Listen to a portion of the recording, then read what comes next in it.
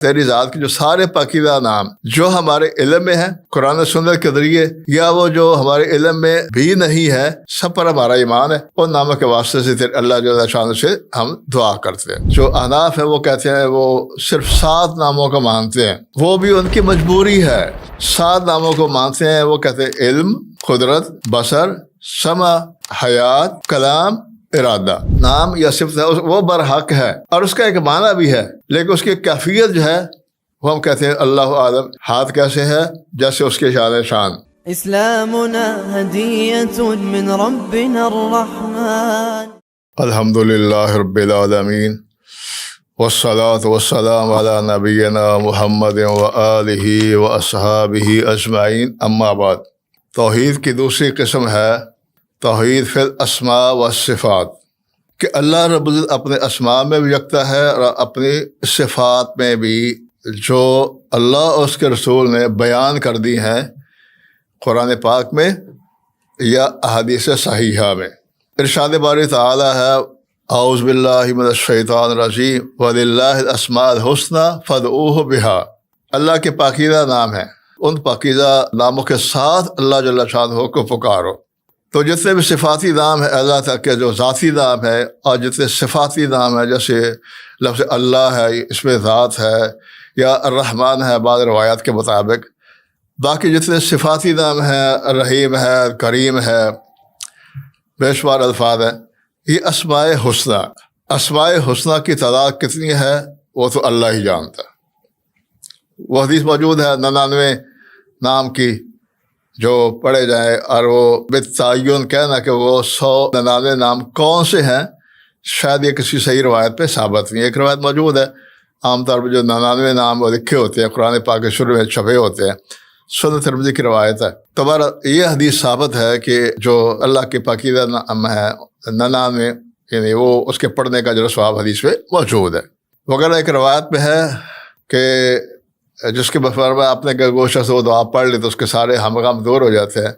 اللہ مین عبدوں کا وابن عبد کا وابن امات کا ناصیت بیاد کا ماضن فی حکموں کا عدل فی قضاء کا اسعد کا کل اسم سمیت بہ نفسک او انزلتہ فی کتاب کا او علمتہ احد من خلق کا او استأثرت بہ فی علم الغیب عندک۔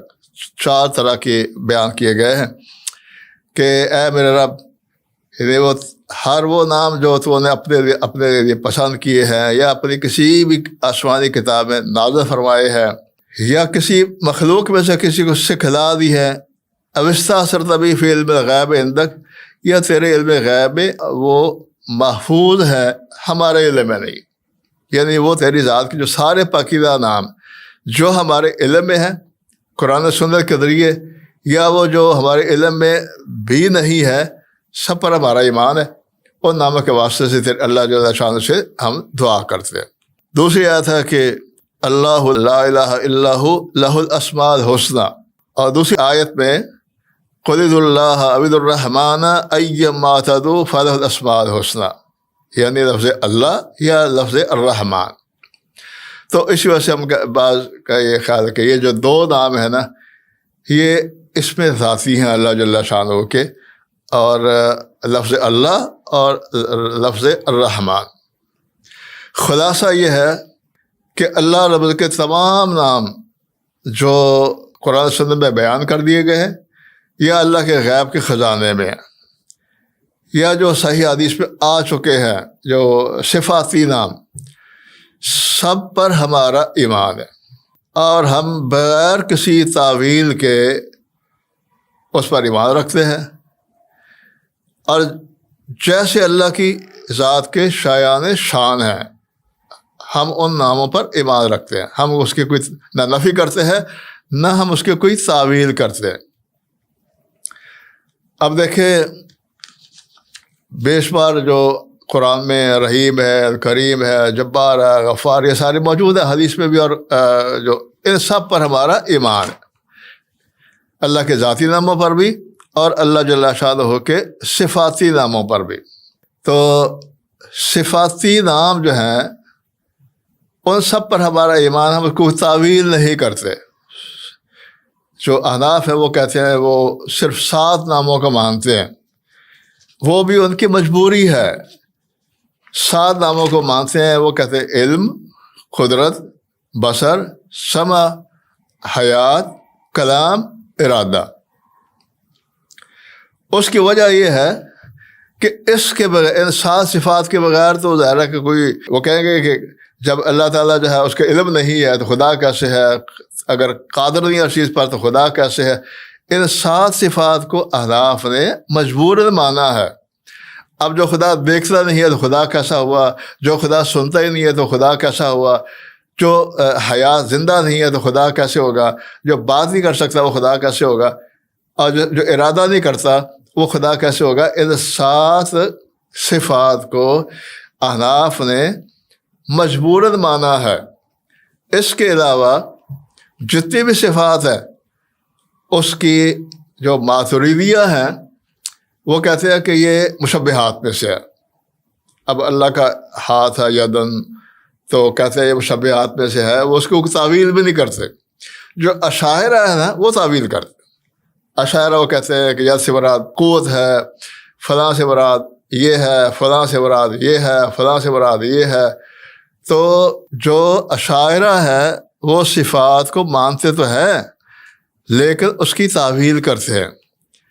اور جو ماتریدیہ ہے یہ ان 7 صفات کے علاوہ جو میں نے ابھی ذکر کیا ہے، اس کے علاوہ مثلا غضب ہے، رحمت ہے، تو اس کی وہ کہتے ہیں یہ جو مشتبہات میں سے ہے. جیسے حروف مقطعات ہیں وہ مشتبہات میں سے، الف لام میم ہمیں نہیں پتہ اس کا.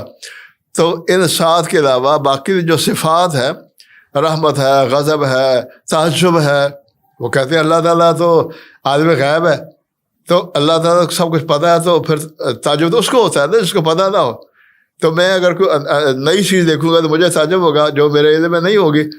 تو وہ کہتے ہیں اللہ تعالیٰ تو عالم غیب ہے، اللہ تعالیٰ کو تعجب کرنے کی کیا ضرورت ہے، اللہ خوش ہوتا ہے، کہتے ہیں اس کی کیا ضرورت ہے. تو یہ اس وجہ سے ان ساری صفات کا جو ماتریدیہ ہے، میں نے اس کا ایک کلپ سنا تھا گمن صاحب کا، الیاس گمن صاحب کا. انہوں نے بلکہ اصرار کی، انہوں نے کہا کہ ہم ماتریدیہ جو ہیں ہم صفات کی تعویل نہیں کرتے. ہم یہ کہتے ہیں کہ یہ تمام صفات جو ہیں یہ مشتبہات کی طرح ہے، اللہ عالم براد ہی. اور جو اشاعرہ ہیں وہ تعویل کرتے. لیکن جو ہم اہل سنت، جو درست ہمارا عقیدہ ہے، ہم تمام صفات کو من و عن مانتے ہیں جیسے اللہ جل شان کی شان کے مطابق ہے. ہم کوئی اس کی تعویل نہیں کرتے اور نہ ہم یہ کہتے ہیں کہ یہ مشتبہات میں سے ہے. تو ہم اس کو مانیں گے. اس کا جو قرآن و سنت میں بیان کر دیے جو اللہ کی صفات ہے، اب ید ہے، علو ہے، ہمارا اس پر ایمان ہے. اب ید کیسے ہے ہم کہیں اللہ عالم. تو کیفیت مجہول ہے، یعنی نام یا صفت وہ برحق ہے، نام یا صفت ہے وہ برحق ہے اور اس کا ایک معنی بھی ہے، لیکن اس کی کیفیت جو ہے وہ ہم کہتے ہیں اللہ عالم. ہاتھ کیسے ہے جیسے اس کے شان کہ ہم تشبیہ نہیں دیں گے. ہم یہ نہیں کہیں گے کہ اللہ کا ہاتھ ایسے ہے نعوذ باللہ سے میرا ہاتھ، یا اللہ تعالیٰ ایسے مسکراتا ہے جیسے ہم مسکراتے ہیں. تو ہم اس کی انسانوں کے ساتھ کسی کی ہم مشبہ بھی نہیں ہیں اور ہم معوّلہ بھی نہیں ہیں جسے اشاعرہ ہے. اور نہ ہی ہم یہ کہتے ہیں کہ یہ جو اللہ تعالیٰ کی صفات ہے یہ ساری کی ساری جو ہے مشتبہات میں سے ہے. ہمارا ایمان ہے جس میں نوان، ہم مانتے ہیں کہ اللہ کا ہاتھ ہے، اس کی انگلیاں ہیں، اللہ مسکراتا ہے، اللہ خوش ہوتا ہے، اللہ تعجب کرتا ہے، اللہ ناراض ہوتا ہے. تو لیکن ہم کہتے ہیں یہ جو صفات ہیں ان سب پر ہمارا ایمان ہے، لیکن کما یلیق بشانہ و جلالہ، جیسے اس کی ہم کیفیت کے بارے میں کوئی سوال نہیں کریں گے. کیفیت کے بارے میں سوال کرنا حرام ہے. ایمان رکھنا اللہ کی پاک صفات پر یہ فرض ہے، اور جیسے اس کی شان شان ہے، لیکن اس کی کیفیت کے بارے میں کہ اللہ کا ہاتھ کیسا ہے، اللہ عرش پر ہے تو کھڑا ہے یا بیٹھا ہے، اس کے بارے میں یہ سوال کرنا کسی بھی قسم کے حوالے سے وہ بدعت ہے اور حرام ہے. آئندہ درس میں ہم تفصیل سے بیان کریں گے جو علو کے حوالے سے، فوقیت کے حوالے سے جو درست عقیدہ ہے اہل سنت کا وہ کیا ہے. سبحان ربک رب العزت عما یصفون وسلام علی المرسلین والحمد للہ رب العالمین.